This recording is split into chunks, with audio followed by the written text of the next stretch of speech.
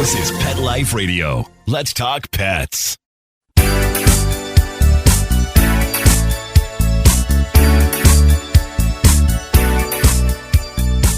Hello, you're listening to Animal Party on Pet Life Radio, and I have so many things to talk about today, from some weather warnings, I hope I get to those, and, okay, my riddle of the day.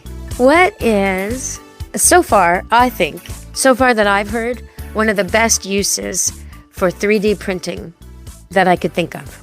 What do you think that is? A 3D printer that somehow has something to do with animals.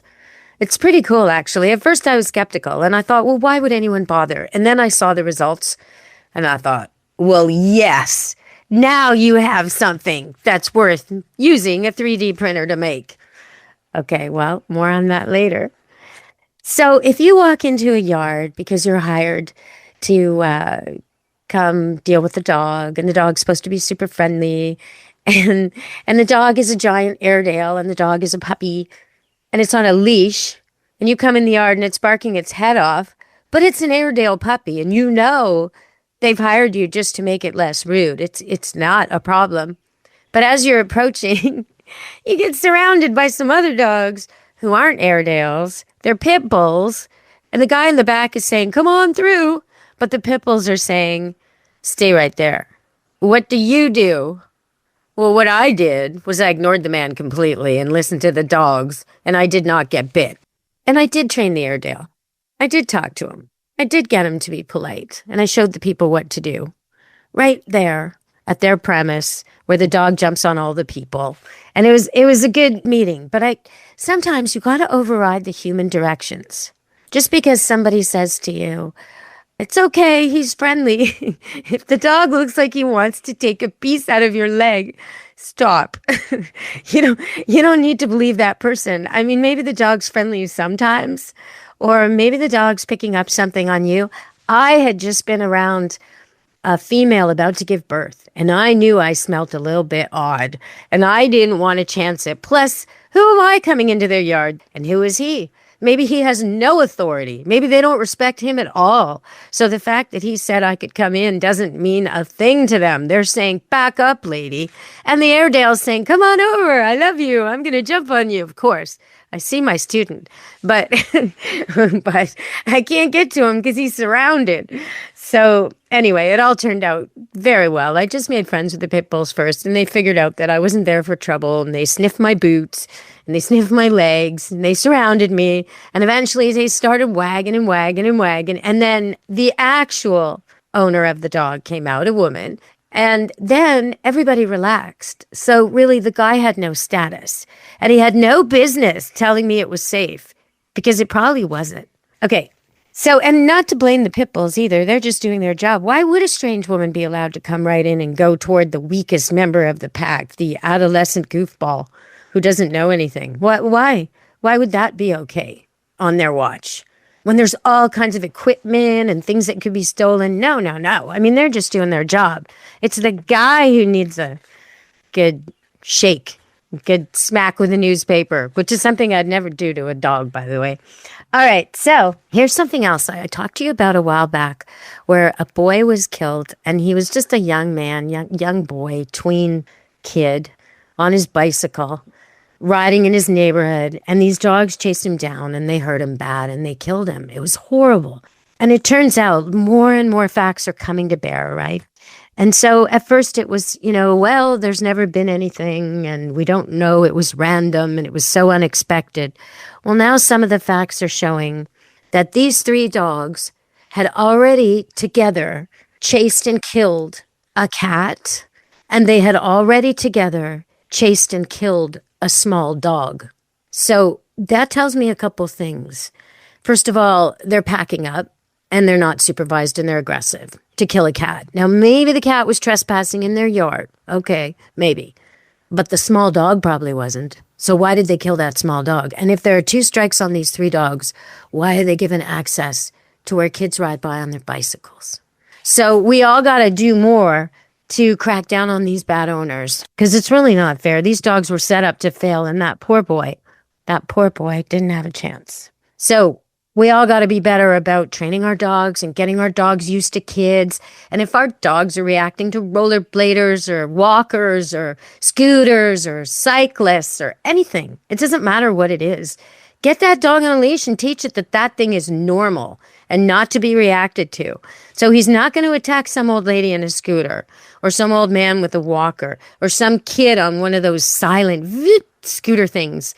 Don't even know what you call them. They're pretty cool. I've never been on one, but I'm kind of tempted. But they're so quiet that you don't even see them coming, and they go whipping through parking lots and such. So a dog could easily be startled by that. You need to get them out and about and around, all this stuff. So they're really social, and they like people, and they trust people, and they listen well.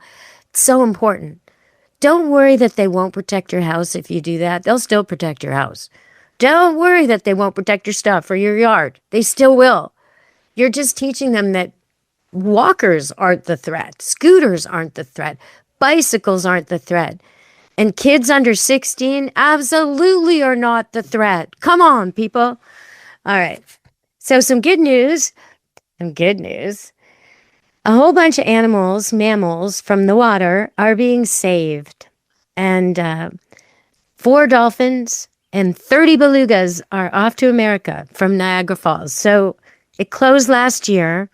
Marineland and Game Farm closed. And the property was sold. It's probably going to be developed into, I don't know, condos or something. And all the mammals had to be rescued. And so some of them are going to SeaWorld and Georgia, Connecticut, nice places like that. They were going to be going to China. And then lobbyists got wind of it, and that was stopped, because the whole reason Marineland was stopped is there was too many deaths and too much hardship there. So there's also bears, seals, sea lions, all being relocated after vet exams and water quality tests and all that. Now, Marineland itself has had a lot of scrutiny and a lot of careful measures to make it better in the interim while these animals are relocated. But it's a good news story because they're all going to better places. And so I wanted to report on that. And it just makes me think of that jingle that I used to hear when I was a kid. Marineland and Game Farm. Do you remember that? Yeah. All right, everybody, we're going to go to break and come back and talk about what was that best use of a 3D printer. Usually it's just used for nonsense. What's the good use? Stay tuned on Animal Party Pet Life Radio.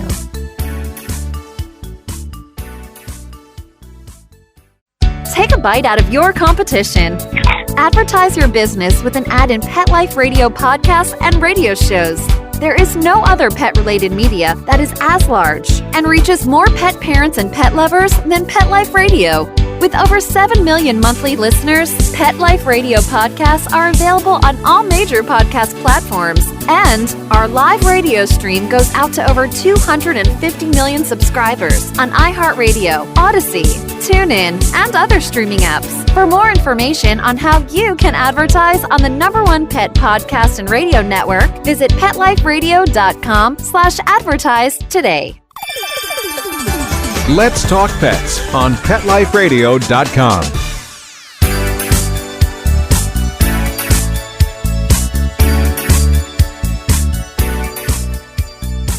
Hello! Did you guess what the best use of the AI printer is?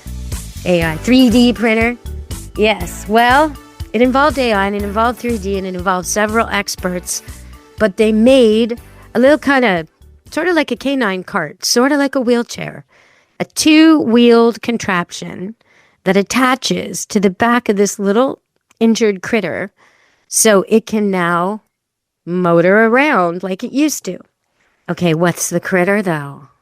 It's a boxcar turtle. So what happened with this guy, and there's lots of them that get injured. They get injured on roads. So if you ever find one trying to cross the road, you're advised to lift it off the road in the direction it's going.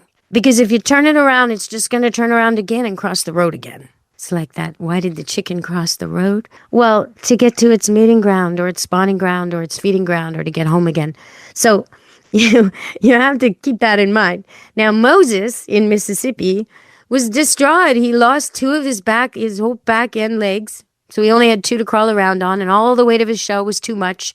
And they tried gluing marbles to the back so he could slide better, but he just wasn't into it. He would just sit around mopey. And they could tell when they took him outside, he wanted to move, but he couldn't move. He just couldn't drag that weight. So they attached this weird-looking 3D plastic wheelchair that sort of looks like something you'd get in a cereal box. Honestly, it's so tiny. And they attached it to the back of him, and at first he hated it. He tried to get out of it, which I find is an interesting fact because once they kind of kept putting it on him, and this is the same with a dog in a wheelchair, he learned, and that's a really good word for it, he learned that it helped him, and he stopped trying to get out of it, and now he loves it. And that's what happens with a dog or a cat. So you can't tell me they don't have intelligence if they can learn something like that. And there's all kinds of implications for people. They're using these 3D printers to print all kinds of things that help people who've lost limbs or need help with mobility. And so I think that's terrific. Best use I know of for 3D printing right there. Now, AI's been in the news a lot. And, they're using AI with dogs and research to figure out what previously discovered drugs can work on cancer in animals. So, in other words, they could apply for testing and all that. And this is for humans too. They could apply for all this and take forever and then meticulously, in a human way, do trials on every type of drug to see if the cancers are affected by them. But they would get nowhere. It would take a very long time. Whereas AI can do, I guess it's theoretical tests. And they can test so many drugs that we know are beneficial, now test them on different cancers. So they take actual samples of the cancers, and then they test these drugs in a theoretical way, and they are able to come up with suggestions about what might work the best to minimize how many trials we actually have to do to get to a successful drug. So that would be a great use of AI. But as the Pope pointed out recently, AI really shouldn't be used for warfare. And yet, sometimes there's a AI robot that's chasing pigs. Talked about this before. Wild boars that descend on neighborhoods and decimate crops and kill pets and are just really a nuisance, very aggressive. And this robot is 24/7 running around the neighborhood chasing them. And that seems great. Except what if he was chasing you? Yeah. So it's all... I think we need to get a handle on this. All right, we're going to go to break and come back on Animal Party on Pet Life Radio. And I promised y'all I'd always talk about cats every show. So coming up, there'll be something for the cat lovers. Stay tuned.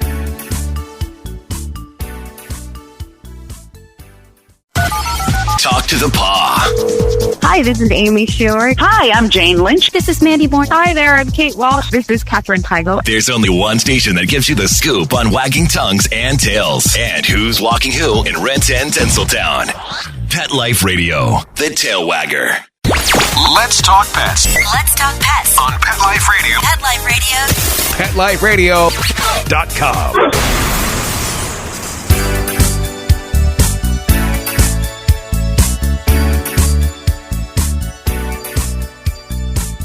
Hello, we're back on Animal Party on Pet Life Radio.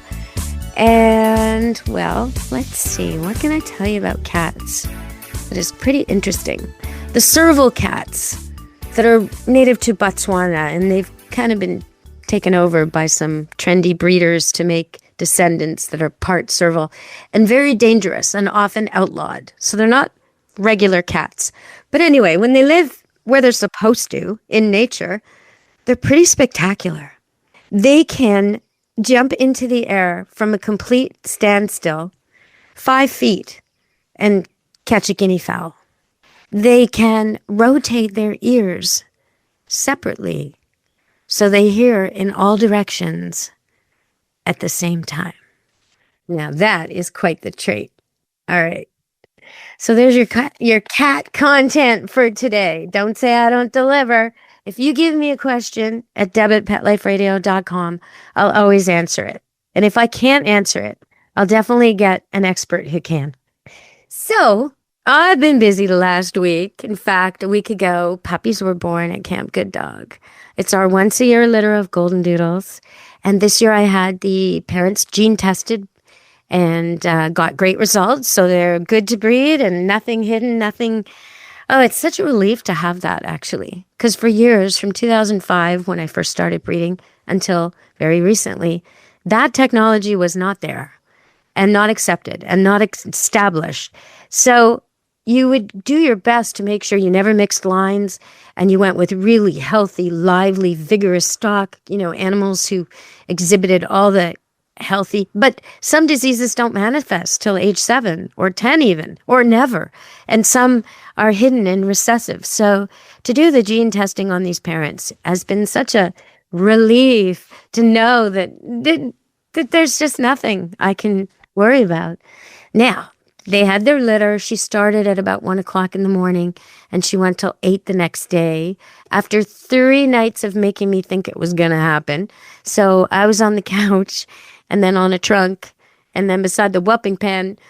And then it happened. Yay. And she had her 10 puppies, all born. It was fantastic. And I posted one of the births at Deb Wolf Pet Expert on YouTube. It's pretty cool. But I also posted less graphic stuff. The babies, all the 10 puppies cuddling and all the mama with the puppies right after and the mama being all lively 2 days later, 5 days later, something like that. And then just today, Papa Poodle went into the whelping pen again, which is really unheard of. So in all these years I've been breeding, I've taken care of other people's kennels. So that's Wheatons, Dobermans, Shelties, Golden Retrievers. I'm trying to think what else. I was kind of a midwife for dogs for a while when I was a vet tech. So, but now I've been breeding standard poodles, Golden Retrievers, and Golden Doodles. And the last few years, just 1 litter of Golden Doodles each year. But that means I've met a lot of mama dogs and I know what they're like. And usually what they're like is they don't want any adult dogs, not their own puppies, not their best friends, not the brothers, sisters, parents, nobody. Usually they want nobody near their newborns. Sometimes there's an exception. I've had female dogs who were very bonded. They were all daughters of the same Golden Retriever. When they were different, they had different moms. Okay, now it sounds a little... But that's how dogs work, so don't worry about it. They weren't jealous. They were best friends, and one was a lab, and anyway, they had doodles and poodles, and they were all best friends. And because the sire was the same, all the puppies were related, so they let each other, and they were all maternal. So that was a little bit like a hippie commune. All 3 moms let all the puppies nursed and came and went with all 3 moms. And it was really something to see. They were just so loving. In fact, at one point, one of the dogs had 12 puppies and another of the dogs, that was Bunny, and the other dog, Dorita, both these dogs are spayed and retired now, and they're still young, but Bunny had 12 and Dorita only had 5. And 2 of Bunny's puppies weren't doing that well. They were older than Dorita's pups, but they were small for her litter, for Bunny's litter. So I took them out of Bunny's litter and gave them to Dorita, which takes a little doing. You have to know how to do it, but I did that. It's a lot to do with scenting them and removing 2 of hers and tricking her into thinking. Anyway, it went really well. Dorita accepted them completely. And so she raised 7 and Bunny raised 10. And that all worked out really well. But then, like I said, everybody just nursed everyone else. That's extremely rare.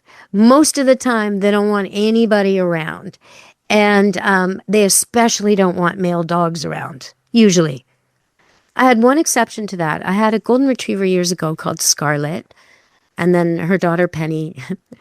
And then her offspring too. But Scarlet, way back, was a red Golden Retriever. She really didn't like other female dogs. That's partly why I rescued her. She was a bit of a problem where she was. And she got trained up really fast. She was good here. But she preferred males. She just did. She just preferred the company of males. Like some women just prefer to hang out with the guys. She's the only mama I've ever had who let males around her puppies. And she didn't even care which males, which was very odd. And she didn't let any of the other mamas around. So that was one exception over the years. But most of the time, it's kind of a sexist thing. They don't want the males around, or they don't want any dogs around. So this dog, Peachy, who just delivered, she's a young mom. She's only had one litter before, and her husband Fabio was the father last time.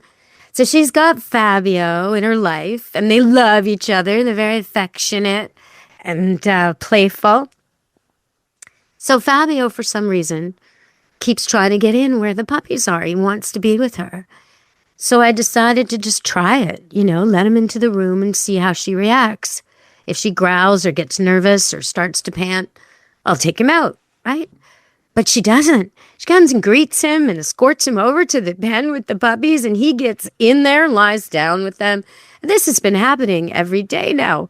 Like, this is what she actually wants. She wants her husband with her, and he wants to be with her. So he can come and go as he pleases, and he's protecting her, which is pretty amazing. What a good boy, and what a good girl, and what a romance.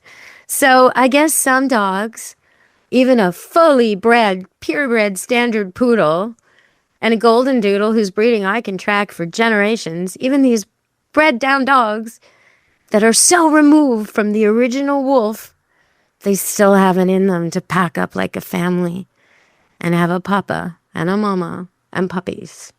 It's amazing to watch. So if you want to see some of that action, you just got to go to Deb Wolf Pet Expert on YouTube, and you can see the 10 golden doodle puppies, now about a week old, and their papa, the poodle, Fabio, and their mama, Peachy, who is amazing. A day after, literally the day they were born, she tried to jump up, and I had to say, hey, honey, come on now, get down. I don't want you to hurt yourself. She is so spry, and she's been on walks and gone in through the forest, and she's back living her life. So it's all good with her, and the 10 puppies are all thriving. They haven't opened their eyes yet, but if you keep checking in with Deb Wolf Pet Expert on YouTube, you can see the moment when they do. All right, everybody, from me, Deb Wolf, and Animal Party, ciao meow. Be good to your animals. Let's Talk Pets, every week on demand, only on PetLifeRadio.com.